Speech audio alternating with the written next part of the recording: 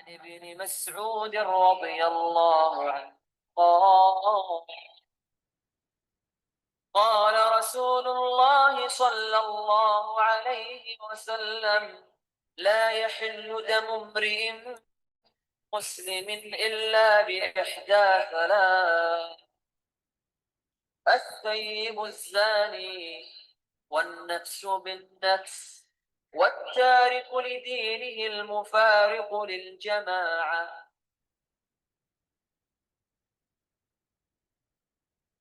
حضرت عبداللہ بن مسعود رضی اللہ تعالی عنہ سے روایت ہے کہ رسول اللہ صلی اللہ علیہ وسلم نے فرمایا، کسی مسلمان کا خون بہانا جائز نہیں سوائے 3 صورتوں کے: وہ شادی شدہ شخص جو زنا کرے جان کے بدلے جان، اور وہ شخص جو دین چھوڑ دے اور جماعت سے الگ ہو جائے۔ صحیح بخاری مسلم کی یہ حدیث ہے۔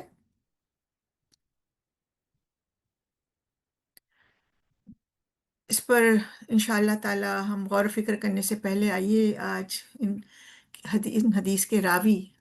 عبداللہ ابن مسعود رضی اللہ تعالیٰ عنہ کے بارے میں کچھ معلومات حاصل کر لیں، اور انشاءاللہ پھر ہم اس حدیث کی اہمیت دیکھتے ہیں، اور پھر ہم دیکھتے ہیں کہ پچھلی حدیثوں میں بھی کتنی یہ چیز آ چکی ہے، لیکن آج اس کو بالکل ایک اللہ کے نبی صلی اللہ علیہ وسلم نے مختصر ترین الفاظ میں سم اپ کر دیا۔ عبداللہ ابن مسعود رضی اللہ تعالیٰ عنہ اللہ کے نبی صلی اللہ علیہ وآلہ وسلم سے بہت قریب تھے، اور یہ چھٹے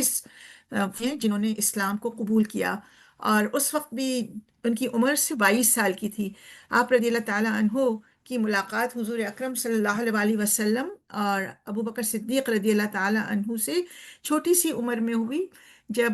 عبداللہ ابن مسعود کسی مکہ کے سردار کی بکریاں چرایا کرتے تھے، اور راستے میں آپ صلی اللہ علیہ وسلم ٹھہرے اور بھوک لگی، اور آپ نے ان سے سوال کیا دودھ کا، تو انہوں نے کہا کہ نہیں، میں یہ دودھ نہیں دے سکتا ہوں کیونکہ یہ میرے مالک کی بکریاں ہیں۔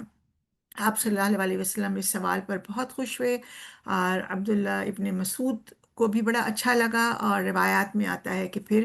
مکہ میں انہوں نے بہت جلد اللہ کے نبی صلی اللہ علیہ وسلم کے ہاتھوں اسلام قبول کر لیا، اور نہ صرف قبول کر لیا بلکہ آپ صلی اللہ علیہ وسلم کو اپنے آپ کو پیش کر دیا، اور اسی طرح انہوں نے اپنی بہت ساری زندگی رسول اللہ صلی اللہ علیہ وآلہ وسلم کے بہت قریب گزاری۔ ہم دیکھتے ہیں کہ اب تک ہم نے جتنے راویوں کا یا صحابہ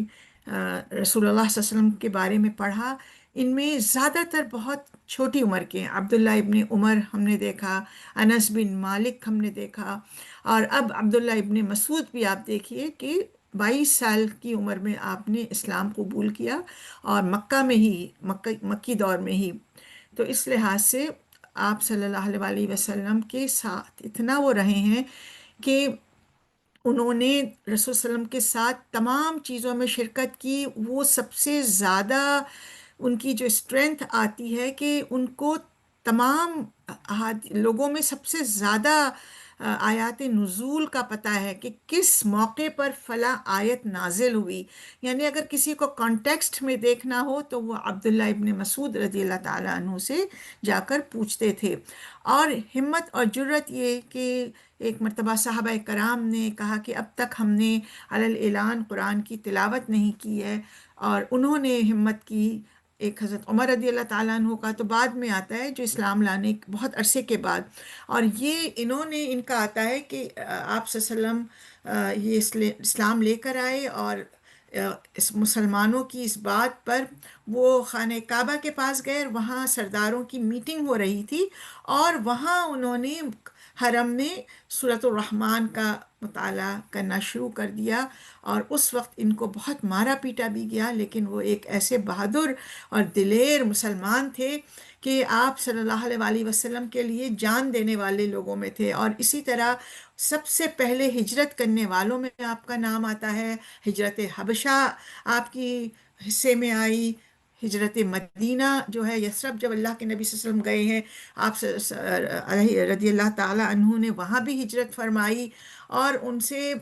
848 احادیث مروی ہیں، اور ان میں سے 64 جو ہیں وہ صحیح بخاری اور مسلم میں بھی موجود ہیں، اور اس کے علاوہ 21 ہیں جو صرف صحیح بخاری میں ہیں، اور صحیح مسلم میں 35 ہے۔ اور آپ ہی وہ صحابی ہیں جن کو اللہ کے نبی صلی اللہ علیہ وآلہ وسلم نے فرمایا تھا کہ مجھے قرآن پڑھ کر سناؤ، جبکہ قرآن آپ ہی پر نازل ہوا، اور جبریل علیہ السلام آپ کے سامنے تلاوت کرتے تھے، اور آپ نے جب عبداللہ ابن مسعود، ان کو تمام قرآت کا بھی علم تھا، اور ماشاءاللہ ان کو ہر شان نزول کا بھی علم تھا، اور ان کی قرآت بھی اچھی تھی، تو ان کے سامنے جب رسول صلی اللہ علیہ وسلم بیٹھے اور آپ نے سورۃ النساء کی اس آیت کی تلاوت کی کہ اس دن فکیف اذا جئنا، کہ اس دن کیا ہوگا جس دن اللہ سبحانہ تعالیٰ کہتا ہے کہ اے رسول ہم تمام گواہوں کو کھڑا کریں گے، اور آپ کو بھی ہم کھڑا کریں گے، اور آپ کہنے لگے عبداللہ بس کرو، اور آپ کی آنکھوں سے آنسو روا تھے۔ تو یہ شہادت حق کا جو ایک بہت بڑا واقعہ آپ صلی اللہ علیہ وسلم کا ہم بتاتے ہیں، وہ ان کی تلاوت جو ہے وہاں سے ایک ریفرنس ہمیں ملتا ہے۔ پھر آپ رضی اللہ تعالیٰ عنہ، ایک غلام، ان کی جو والدہ تھی، ان کو سب کہتے تھے کہ جو ہے یہ ان کے نام کے ساتھ ہی عبد، ام عبد، یعنی غلام کی ماں، بنت عبد ود، تو ان کو پیار سے رسول اللہ اور تمام صحابہ کرام ابن امی عبد کہتے تھے، یعنی بیٹا، ماں، ماں، اور عبد یعنی غلام، تو غلام ماں کا بیٹا۔ اور آپ رضی اللہ تعالیٰ عنہ نے جو ہے 58 سے 59 سال کی روایت میں آتا ہے کہ عمر پائی ہے، اور حضرت عثمان رضی اللہ تعالیٰ عنہ کے دور میں آپ صلی اللہ علیہ آپ رضی اللہ تعالیٰ عنہ کی جو ہے وہ اللہ تعالیٰ کے حضور حاضری ہوئی ہے، آپ نے وصال پایا۔ اب ہم آتے ہیں آج کی حدیث کی طرف۔ یہ بھی بہت اہم اور نازک حدیث ہے، اور اس کا تعلق ہماری انفرادی زندگی سے بھی ہے، ہماری معاشرتی زندگی سے بھی ہے، اور ہماری سیاسی زندگی سے بھی ہے۔ یعنی شریعت بھی اس میں اگر انفرادی طور پر دیکھیں تو شریعہ ہماری انڈیویجول لائف میں بھی آتا ہے، شریعہ ہماری سوشل لائف میں بھی آتا ہے، شریعہ ہماری پولیٹیکل لائف میں بھی آتا ہے، اور رسول اللہ صلی اللہ علیہ وآلہ وسلم کو اللہ نے نبی بنایا، رسول بنایا، نبی جو خبر لے کر آتا ہے، رسول جو رسالہ یعنی کتاب لے کر آتا ہے، اور اس کے ساتھ اللہ کے نبی پوری کے پوری شریعت لے کر آئے۔ تو یہ شریعت جب آتی ہے تو اس کا مطلب یہ ہے کہ انفرادی گناہ ہو یا اجتماعی گناہ ہو، لیکن اگر وہ سیاست کے دائرے میں آتا ہے تو یہ حکومت وقت کا فرض ہے کہ وہ وہاں شریعت نافذ کرے۔ اور ہم دیکھتے ہیں کہ ہماری شریعہ کو کس قدر اس طرح باربیرک نعوذ باللہ کہا گیا۔ ہمارے اپنے حکمرانوں نے، ویسٹ کی تو بات چھوڑیں، وہ تو ہیں ہی ہمارے، لیکن جو اسلامی نظام جب تک نہیں ہوتا ہے، ہم دیکھتے ہیں کہ یہ بہت سارے احکامات اور یہ قوانین، جس کو ہم کہہ سکتے ہیں کہ یہ لیگل لاز بھی ہیں، اور جس کو حکومت کا فرض ہوتا ہے کہ وہ اس کی امپلیمنٹیشن کرے، یہ میری اور آپ کی جورسڈکشن میں یا رائٹ میں نہیں آتا ہے۔ تو اس لحاظ سے یہ بہت اہم حدیثیں ہیں، اور ان میں جو واقعات دیے ہوئے ہیں اور جو انسٹنسز بتائے گئے ہیں، تو اس میں جو پہلا ہے وہ ہے زنا کا۔ اب دیکھیں، زنا جو ہے اس کے لیے انفرادی طور پر ایک شخص ہے، پھر سوشلی دو لوگ ہیں، اور پھر وہ ایک ایسا گناہ بن جاتا ہے جہاں شریعت آتی ہے۔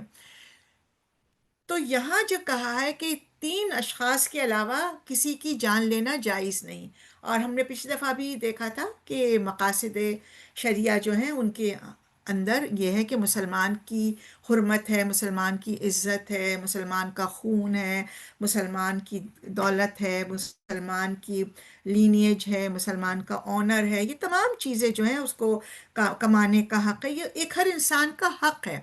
لیکن جب وہ اس حق کو خود توڑتا ہے تو پھر قانون حرکت میں آتا ہے، اور اس کے لیے بہت سخت سزائیں بھی رکھی ہیں، کہ آج اگر وہ سزائیں ہم نے دیکھا کہ چاہے وہ غیر ممالک ہوں، غیر اسلامی ممالک ہوں، چاہے اسلامی ممالک ہوں، جب ان کی امپلیمنٹیشن نہیں ہوئی تو زنا اس قدر عام ہو گیا کہ اس وقت ویسٹ میں میجورٹی ان کی اپنی اسٹیٹسٹکس کے لحاظ سے جو بچے پیدا ہوتے ہیں وہ شادی سے باہر ہوتے ہیں۔ تو زنا جو شخص کرتا ہے اس کے خلاف بھی ہم اتنی آسانی سے نہیں کہہ سکتے ہیں کہ یہ زانی ہے، کیونکہ یہ ایک بہت بڑا جرم ہے، کیونکہ انسان کی پوری لینیج ختم ہو جاتی ہے، انسان کی پوری نسلوں پر اس کا تعلق ہے اور اس کے اثرات پڑتے ہیں۔ تو اس کے خلاف اسلامی شریعت میں بھی عدالت میں جرم ثابت کرنے کے لیے بڑی سخت شرائط ہیں کہ 4 مرد گواہ ہوں جنہوں نے اپنی آنکھوں سے دیکھا ہو، پھر وہ اکٹھے پیش ہوں، پھر جو بغیر گواہوں کے الزام لگاتا ہے اسے خود جھوٹے الزام کی سزا دی جا سکتی ہے، اور پھر یہ سزا اعلانیہ ہو تاکہ معاشرے میں بہتان تراشی نہ ہو اور ایک حیادار معاشرہ جنم لے، جہاں ڈراموں سے لے کر غص بصر سے لے کر ماں باپ کے کمرے تک ہر جگہ ایک ایسی سوسائٹی ہو جہاں اللہ کے نبی صلی اللہ علیہ وسلم نے فرمایا کہ الحیا من الایمان۔ اور اس کا پھر دوسرا طریقہ یہ ہے کہ اس کی سزا جو نافذ ہو کہ وہ خود ملزم اعتراف کرے۔ تو اس لیے ہمیں بہت محتاط ہونا چاہیے کسی پر کوئی الزام لگاتے ہوئے، کہ اللہ سبحانہ و تعالیٰ دیکھ رہا ہے اور اللہ نے معافی کی شرط رکھی ہے۔ ہمیں بہت سے ایسے واقعات بھی سیرت میں ملتے ہیں کہ آپ سب نے فرمایا کہ اس عورت نے جتنی اللہ سے توبہ کی، اگر اس کی توبہ جو ہے وہ ڈسٹریبیوٹ کی جائے تو مدینہ کے سارے لوگوں کی مغفرت ہو جائے، کیونکہ کچھ لوگ جو ہے ان کے بارے میں رائے زنی کر رہے تھے۔ تو یہاں پھر ہمیں جو پتہ چلتا ہے گولڈن رول ہے، یا اس سے پہلے کہ حسن ایمان یہ ہے کہ انسان جو ہے ان چیزوں کو ترک کر دے جس سے اس کا کوئی تعلق نہیں، تو ہم برا سمجھیں، ہم اس کے لیے دعا کریں، لیکن پھر ہم اس کا معاملہ اللہ پر چھوڑ دیں یا عدالتوں پہ چھوڑ دیں۔ جو جس کا ہم سے تعلق ہے ہم وہ دیکھیں کہ prevention is better than cure. جو اللہ کے نبی صلی اللہ علیہ وسلم نے ہمیں بہت ساری ترکیبیں بتائی ہیں، ہم تو صرف ہیلتھ کے لیے شوگر ہو جائے گی تو یہ نہیں کھاؤ، موٹاپا ہو جائے گا تو یہ نہیں کھاؤ، تو یہ تو سب دل کی بیماریاں ہیں، یہ نسلوں کی بیماریاں ہیں، یہ انسان کے کردار کی بیماریاں ہیں، یہ روحانی بیماریاں ہیں، اور یہ تمام اللہ کی حدود کو توڑ کر جو لوگ کرتے ہیں آج ہم دیکھتے ہیں کہ اس میں ایک بہت بڑی وجہ جو بار بار ہم جس کو مینٹل النس کہتے ہیں، وہ اگر خون میں رچ بس جائے، جو ہم آگے انشاءاللہ دیکھتے ہیں کہ کس طرح ہم اپنے آپ کو بچاتے ہیں، بچا پاتے ہیں، بچا نہیں پاتے ہیں، اللہ سے استغفار کرتے ہیں، اور تو ہم یہ دیکھتے ہیں کہ پھر اگر ہم یہ پریونٹیو میجر یوز کر لیں تو انشاءاللہ تعالی اللہ سبحانہ و تعالی ہمیں اور ہماری نسلوں کو حیا اور پاکیزگی عطا فرمائے۔ رسول اللہ صلی اللہ علیہ وسلم نے فرمایا جب کوئی شخص زنا کرتا ہے تو اس وقت ایمان اس سے نکل جاتا ہے، اور یہ کسی بھی گناہ کی حالت میں ہو تو ایمان کے اس وقت ہم دائرے میں نہیں ہوتے ہیں۔ تو اب ہم دیکھیں کہ کہیں ہم یہ تو نہیں سمجھ رہے ہیں کہ زنا جو ہے یہ جو سزا ہے یہ تو اس کی ہے جو ایکچولی پورا فیل کر رہا ہے، اور وہ بھی شادی شدہ دونوں ہوں، ٹھیک ہے، اور جو غیر شادی شدہ مرد اور عورت اگر کوئی جنسی تعلق نکاح کے بغیر قائم کرتے ہیں تو وہ ایک اس کی الگ سزا ہے، اور جو شادی شدہ ہے ان کے لیے رجم ہے، سنساری ہے، جو بھی گورنمنٹ وہ کرے۔ تو یہ ہوتا ہے ایک پورا آپ ایکچول کوئی انسان نعوذ باللہ زنا کے جو ہے وہ فیل پر عمل کر رہا ہو۔ پھر جو دوسرا جو ہم ان ایڈورٹنٹلی کہنا چاہیے لاشعوری طور پر مبتلا ہو سکتے ہیں، اللہ تعالیٰ ہمیں بچائے، اللہ کے نبی صلی اللہ علیہ وسلم نے فرمایا آنکھ کا بھی زنا ہوتا ہے، کان کا بھی زنا ہوتا ہے، زبان کا بھی زنا ہوتا ہے، ہاتھ کا بھی زنا ہوتا ہے، دل کا بھی زنا ہوتا ہے، پاؤں کا بھی زنا ہوتا ہے۔ تو یہ کیسے ہوتا ہے؟ تو آئیے اس کو پریکٹیکلی ہم تھوڑا سا بریک اپ کر کے دیکھیں کہ جب اللہ تعالیٰ فحاشی سے منع کرتا ہے، جب اللہ تعالیٰ سورہ لقمان میں بھی کہتا ہے کہ جو لوگ مومنوں میں فحاشی پھیلاتے ہیں ان کے لیے دردناک عذاب ہے، تو کسی بھی غیر محرم کو شہوت سے دیکھنا، کسی سٹار کو دیکھ لیا، واو کول، او آئی لو ہم، آئی ہیو اے کرش آن ہم، یہ ڈرامے میں دیکھ لیا، اور او کیا چیتا ہے، کیا ہیروئن ہے، واو کیا چیتی ہے، کیا مطلب جو ریمارکس اور ہم میڈیا پر دیکھتے ہیں، اور اس طرح فحش مواد دیکھتے ہیں، جی یہ جو کنٹینٹ ہوتا ہے یہ دیکھتے ہیں، تو اللہ نے خود قرآن میں فرمایا ہے سورہ نور میں، اے رسول اللہ صلی اللہ علیہ وسلم،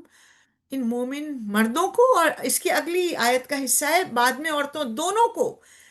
کہ ان سے کہہ دیجئے کہ اپنی نظروں کو نیچے رکھیں اور اپنی شرم گاہوں کی حفاظت کریں۔ ایک اور حدیث میں ہے کہ اللہ کے نبی صلی اللہ علیہ وسلم نے فرمایا کہ مجھے کوئی دو فروج کی، یعنی دو سوراخ کی، دو انٹرنس کی آپ کہہ لیں، ضمانت دے دے تو میں اسے جنت کی ضمانت دیتا ہوں، ایک منہ اور ایک شرمگاہ۔ یعنی آپ دیکھیے، منہ سے لقمہ حرام جانا یا کوئی گفتگو کرنا، یا اسی طرح اپنی شرمگاہ میں اللہ کی شریعت سے باہر، نکاح سے باہر کسی کو داخل ہونے دینا، یہ دو چیزیں ایسی ہیں جو سورہ مومنون میں بھی آتی ہیں نا، کہ جو ہے وہ مومن فلاح پا گئے، اور پھر وہ اپنی شرمگاہوں کی حفاظت کرتے ہیں، جہاں بجا آپ کو ملے گا۔ تو یہ اتنے بڑے فعل ہیں کہ یہ جنت سے محروم کر سکتے ہیں۔ اور پھر اسی طرح زبان کا زنا،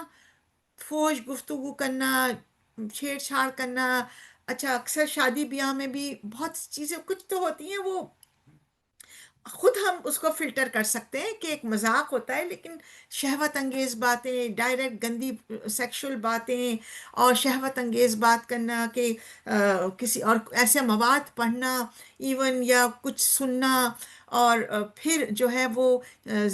ہاتھوں کا زنا، کسی کو ٹچ کرنا اور گلے لگانا۔ ہم کہتے ہیں نہیں نہیں، یہ تو بھائی ہم سے بہت بڑے ہیں، میں تو ان کو باپ کی جگہ سمجھتی ہوں یا سمجھتا ہوں، یا میں تو ان کو ماں کی طرح، یہ یا تو یہ میری بہن کی طرح ہے۔ اسلام میں خونی رشتوں کے علاوہ، اور اللہ نے سورہ نور میں تمام محرموں کے نام گنوا دیے، لیکن لسٹ دے دی ہے،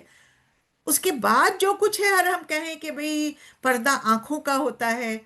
تو آپ کی آنکھ کا پردہ ہے نا، شاید دوسرے کی آنکھ کا تو نہیں ہے، اور اگر آنکھ کا پردہ ہے تو پھر قرآن سے ساری عمل کی آیتیں ہم نکال سکتے ہیں نا، کہ بھئی ہماری نیت ہی نہیں ہے قتل کرنے کی، ہماری نیت ہی نہیں ہے کسی کو جو ہے کچھ برا کہنے کی، ہماری نیت تھوڑی تھی، ہم تو ایسے ہی کہہ رہے ہیں، مجھے تو اس کی مارنے کی نیت تھوڑی تھی، مجھے اس کو غصہ دلانے کی نیت تھوڑی تھی، میں تو بس ایسے ہی کر رہی تھی۔ تو پھر تو آنکھ کا اور دل کا پردہ اور آنکھوں کا پردہ، تو یہ تمام شیاطین کے جو خیالات ہوتے ہیں، اگر ہم اس کو قرآن کی روشنی میں دیکھیں تو یہ ہمارا ایک جملہ کیا، نعوذ باللہ، قرآن کی بہت آیات کو انویلیڈیٹ تو نہیں کر دیتا ہے، ہمیں یہ دیکھنا ہے۔ تو اسی طرح جب گندا لٹریچر پڑھ رہے ہیں، ڈرامے گندے دیکھ رہے ہیں، گندی موویز دیکھ رہے ہیں، سانگس دیکھ رہے ہیں، اور ان کے تو تمام ان چیزوں کا جو ہم لٹریچر اور آرٹ کے نام پہ آج دیکھ رہے ہیں، اگر آپ ان کے اپنے جہاں سے یہ شروع ہوئے تھے اور جائیں، تو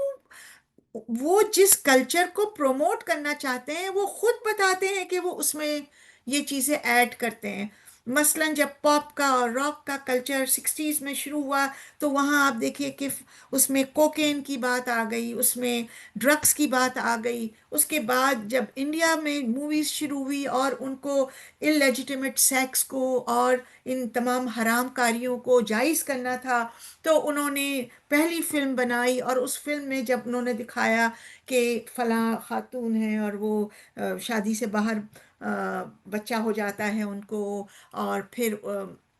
اس کا رول اس طرح دکھایا کہ ہمارے اندر ہمدردی کے جذبات پیدا ہوں، اور یہ ہوتے ہوتے ہوتے ہوتے آج ہمارے ہر ڈرامے میں، جب پہلے بیڈ روم میں جانا ممنوع تھا، جہاں ہیرو ہیروئن کو ہاتھ نہیں لگا سکتی تھی، آج ہم دیکھتے ہیں کہ بیڈ روم سے بھی بہت آگے نہ صرف بات ہوئی ہے، اس سے افسوسناک بات یہ کہ ہم نے اس کو نارملائز کر لیا ہے۔ اور جب ایک چیز نارملائز ہو جاتی ہے تو ہوتا یہ ہے کہ وہ ایک ایجنڈا چلتا ہے، اور وہ ایک نسل اس کو برا سمجھتی ہے کیونکہ ابھی مکھی گندی لگتی ہے، گھر سے باہر گرا ہوا کوڑا گندا لگتا ہے، لیکن آہستہ آہستہ عادی ہو جاتی ہے، عادت تو اس کے بعد کیا ہوتا ہے کہ اس کو ایکسیپٹنس ہو جاتی ہے، اور تیسری اسٹیج پر اس کو نارملائز کر دیا جاتا ہے، اور پھر آگے تو وہ شاید اسلام کا حصہ بھی بن سکے۔ کہاں لکھا ہے قرآن میں، کہاں لکھا ہے حدیث میں ہم یہ نہیں کر سکتے ہیں؟ پھر ہماری زبانوں سے یہ باتیں نکلتی ہیں۔ تو یہ پروگریشن میں پورا ایجنڈا ہوتا ہے، جس میں اگر ابھی بھی آپ پڑھیں، ہالی ووڈ کی آپ کھول لیں، آپ ہالی ووڈ کی ایون ان کی کنفیشنز بھی پڑھ لیں کہ کتنے فلم سٹارز ہیں، راک سٹارز ہیں، سنگرز ہیں، تو یہ جو ہے نوجوان بچوں کا کے ساتھ سیکس کرتے ہیں، ان سے ان کا خون پیتے ہیں کہ ان کے اندر انرجی آئے گی، شیطان کو سجدہ کرتے ہیں، بلیک نیل پالش اور بلیک لپسٹک اور یہ تمام چیزیں، یہ تمام کے تمام ان کے یہ شیاطین کے پجاری ہوتے ہیں، اور پھر یہ اپنی تمام چیزوں کو ہمارے معاشرے میں خوب پیسے دے کر پروموٹ کرتے ہیں، جو آج ہم نے دیکھا کہ ایل جی بی ٹی، اور ابھی بہت اسکینڈل جو چل رہا ہے کہ کوئی ٹی وی کی سٹار ہے، غالباً عائشہ عمر، ان کے خلاف آ رہا ہے کہ وہ ایک چینل آن لائن شروع کر رہی ہیں جس میں وہ یہ حرام یعنی ریلیشن شپ کو، کہ لو کو پروموٹ کر رہی ہیں۔ تو یہ چیزیں کوئی پروموٹ کر رہا ہے وہ تو ایک ہے، جو اس کو ایکسیپٹ کر رہا ہے وہ تو ملینز میں ہے۔ تو کہیں اس ملین کے اندر میں ون آف دا ملین تو نہیں ہوں، ہمیں یہ چیز دیکھنی ہے۔ تو ایسے مقامات کی طرف جانا جہاں زنا ہو، اس کی طرف لے جانے والے فیکٹرز موجود ہوں، انفرادی طور پر ملاقات یا ڈانس کلچر پارٹی، جہاں فوش محافل، night club, singing, dancing, drugs, مطلب اتنی چیزیں ہمارے معاشرے میں آ گئی ہیں کہ وہ اب پارٹ آف ویڈنگز بن گئی ہیں، وہ نارملائز ہو گئی ہیں۔ اور مجھے کچھ اسٹوڈنٹس بتا رہے تھے کہ اب ڈرگ آفر کرنا اس طرح کلچر ہو چکا ہے کہ جیسے آپ کوک اور پیپسی کرتے ہیں، یعنی پہلے تو ہم کوک اور پیپسی کو برا سمجھتے تھے، اب جب وہ نارملائز ہو گئی تو اب یہ ہے، اور اب یہ ہے کہ آپ کی مرضی ہے، آپ ایکسیپٹ کریں، آپ کی مرضی ہے نہ کریں، لیکن یہ اب ایک معروف میں آ گیا کہ جو ہے یہ ڈرگ آفر کرنا ایک سوشل ایٹیکٹ ہے۔ تو اللہ کے نبی صلی اللہ علیہ وسلم نے فرمایا تھا ایک وقت آئے گا کہ جب معروف منکر بن جائے گا اور منکر معروف بن جائے گا، تو ہمیں بہت غور و فکر کرنا ہے کہ کہیں ہم لاشعوری طور پر ان چیزوں میں نارم سمجھ کے انوالو تو نہیں ہیں۔ اس کے بچاؤ کے طریقے جس طرح ہم دیکھتے ہیں کہ بہت ہمیں ملتے ہیں، تھوڑی سی ایک صرف ریویژن کر لیں، لیکن کوئی ایک چیز بھی پکڑ لیں، ہم دیکھتے ہیں کہ انشاءاللہ اللہ سبحانہ و تعالیٰ کا وعدہ ہے کہ وہ ہمیں بچائے گا۔ فار ایگزامپل اگر میں نماز سے شروع کروں کہ ان الصلاۃ تنہی عن الفحشاء والمنکر، نماز کے اندر یہ کوالٹی ہے کہ وہ ہمیں برائیوں سے بچاتی، لیکن نماز کی کوالٹی بھی یہ ہونی چاہیے کہ ہم اللہ کو دیکھ رہے ہوں، اور اگر وہ نہیں ہو سکتا ہے تو یہ تصور کہ اللہ ہمیں دیکھ رہا ہے۔ تو ایکچولی یہ سب ایکسپیرینشل لرننگ ہے، یہ ہمیں اسپریچول ایکسپیرینسز کرنے ہیں، کیونکہ ہم نے اسپریچول ایکسپیرینسز نہیں کیے تو یہ فزیکل اور مٹیریل ایکسپیرینسز ہم اس کو عقل کل اور سمجھتے ہیں کہ اب ہم کیا کریں، ہمیں ہوتا نہیں، اس لیے کہ ہم نے جب فار ایگزامپل اگر میں یہاں امریکہ میں بیٹھی ہوں اور میں آپ کو خوب امریکہ کی تعریف کروں، آپ کہیں میرے لیے تو یہ بالکل ایبسٹریکٹ ہے، میں تو امریکہ گئی نہیں ہوں، تو میں کیسے اس بات کو وہ کر سکتی ہوں؟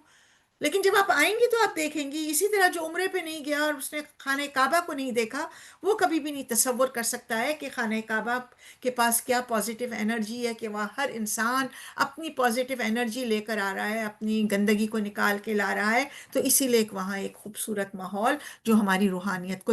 جلا بخشتا ہے۔ تو ایک اسپریچول ایکسپیرینس کے لیے کریں، قرآن پڑھیں، تلاوت کریں، ترجمہ کریں، علم نافع حاصل کریں، یعنی ایک ایک صرف لے لیں کہ میں قرآن کی ایک آیت کا صرف روز ایک آیت پہ غور کروں گی، اس پہ عمل کروں گی، ایک حدیث پڑھ لوں گی، میں کوئی ایک اچھی لٹریچر کی کتاب میں سے کوئی ایک آدھا پیج بھی پڑھ لوں، تو جو ہماری زندگی میں انشاءاللہ اب اسٹڈی ریڈنگ آتی ہے تو پھر ہم اس کو انشاءاللہ تعالیٰ کر سکتے ہیں۔ اسی طرح بہت ضروری ہے کہ شادیوں کو بہت ڈیلے نہ کیا جائے، اور جتنا ایک چھوٹی سی ایک پرنسپل بنا لیں کہ جو girlfriend boyfriend out of the wedlock flirt کرنے، شادی کرنے، بری یہ ریلیشن شپ جو زنا کے دائرے میں آتی ہے وہ کرنے کا اہل ہے، تو وہ شادی کرنے کے لیے اس کی عمر کیوں چھوٹی ہے؟ اور یہ چیز ہمیں تواتر کے ساتھ اسکول، کالج، یونیورسٹیز میں یہ چیزیں نظر آتی ہیں۔ تو جس جس کا اللہ کے نبی صلی اللہ علیہ وسلم نے فرمایا، اور اللہ تعالیٰ خود کہتا ہے کہ وہ اپنے فضل سے غنی کر دے گا، اور جو روزہ رکھنا ہے، اور جو اللہ تعالی نماز پڑھنی ہے، اور یہ جب تک نکاح نہیں کر سکتے ہیں، تو یہ اپنی اسپرچویلٹی کو بڑھانے کے لیے یہ تمام چیزیں بھی ہمیں بہت ملتی ہیں۔ اور پھر اسی طرح اپنی کیریکٹر بلڈنگ کی، اس میں پہلی چیز ہوتی ہے جو اللہ نے سورہ کہف میں بھی کہا ہے، اپنے آپ کو برے ماحول سے اور غلط صحبت سے۔ فرینڈشپ میں بہت امپورٹنس اس کی ہمیں حدیثوں میں بھی ملتی ہے۔ اور اگر ہم اکیلے بیٹھ کر اگر میڈیا کا کوئی گیم بھی کوئی ہمارا بچہ کھیل رہا ہے، وہ بھی ایک فرینڈشپ کی شکل ہے۔ اگر کارٹونز دیکھ رہے ہیں، وہ بھی ایک فرینڈشپ کی شکل ہے، صرف اب فزیکل نہیں، اب تو یہ فرینڈشپ ان سے ہو گئی ہیں۔ ابھی اس دن، اور لوگوں کو پتہ ہی نہیں ہے کہ یہ غلط چیز ہے۔ تو اپنے آپ کو پھر سوشل میڈیا کے استعمال میں بھی بہت کیئرفل رہیں۔ اس کا بہت اچھا استعمال ہو سکتا ہے، اللہ تعالیٰ کی یہ نعمت ہے، اگر اس کو صحیح استعمال کیا جائے، اس کو با مقصد استعمال کیا جائے، اور اسی کے ذریعے گناہ کبیرہ سے لوگوں کو بچایا جائے اور خود بچنے کی پختہ نیت کی جائے۔ اب ہم آتے ہیں کہ جان کے بدلے جان میں جو ہے، اگر کسی نے کسی کو قتل عمد ہے یہاں کہ جان کر قتل کیا ہے، یہ بھی ایک حکومت کا ہے کہ اس کا تعلق ہم سے نہیں ہے۔ اور یہاں اب جو قبیلے ایک دوسرے کو قتل کر دیتے ہیں، اور کسی بات پہ عزت کے نام پر قتل ہو رہا ہے،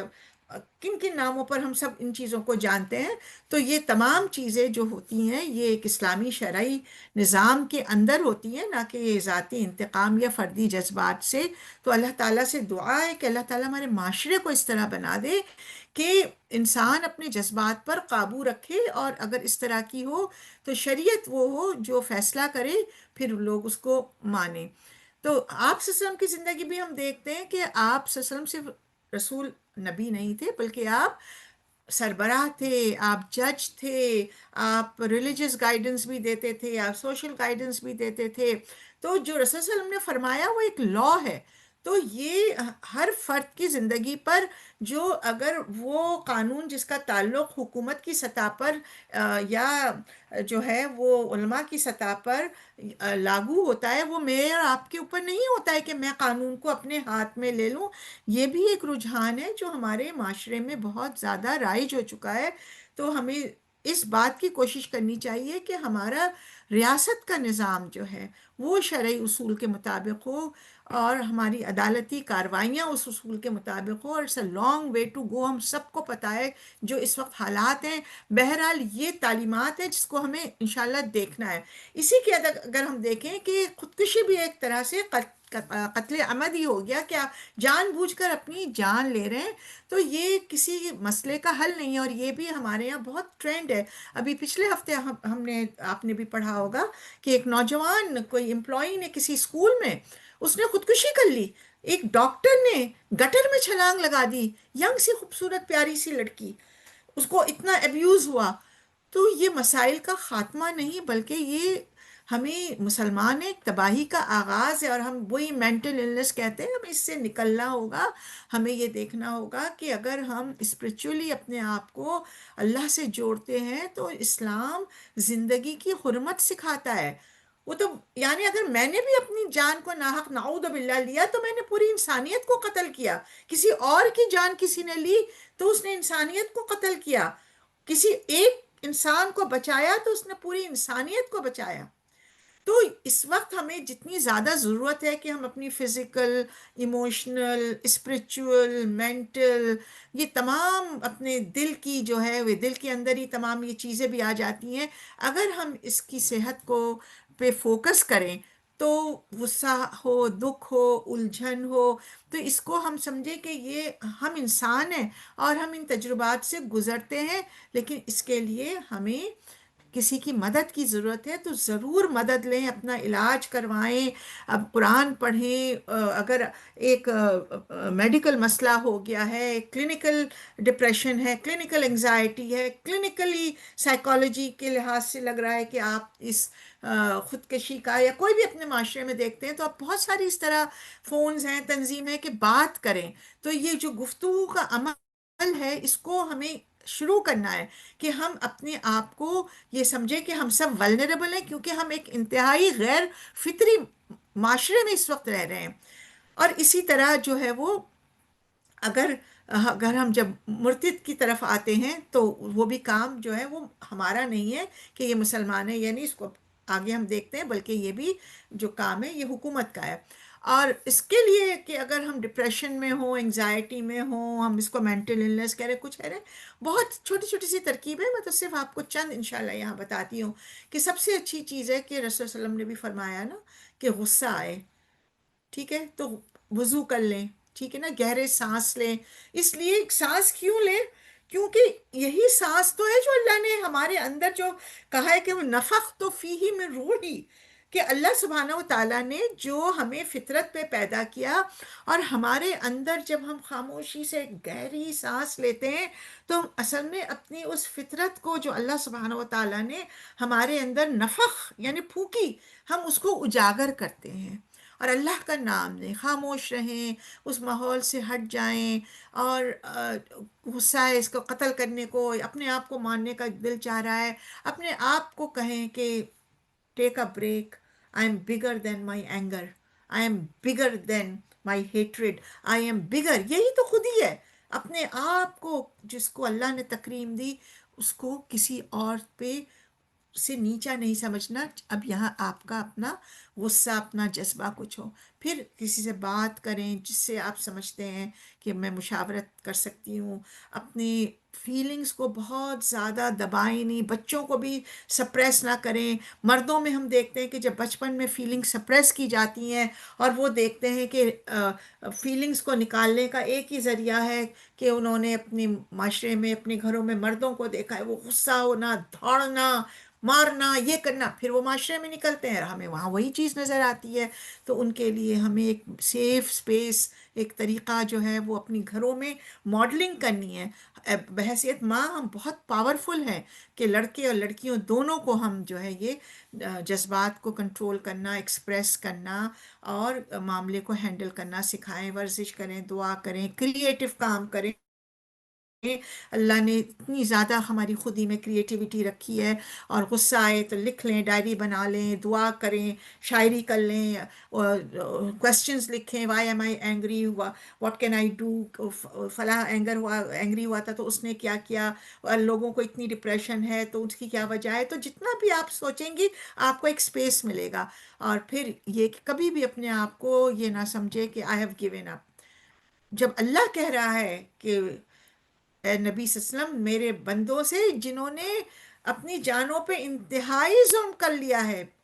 اللہ کی رحمت سے مایوس نہ ہو، بے شک اللہ تمام گناہوں کو معاف کرتا ہے۔ اسی طرح جو اسلام کو چھوڑ دے، جو آج کل بہت ہو رہا ہے، ایتھیزم اتنا زیادہ ہے کہ ہمیں خود نہیں پتہ چلتا ہے۔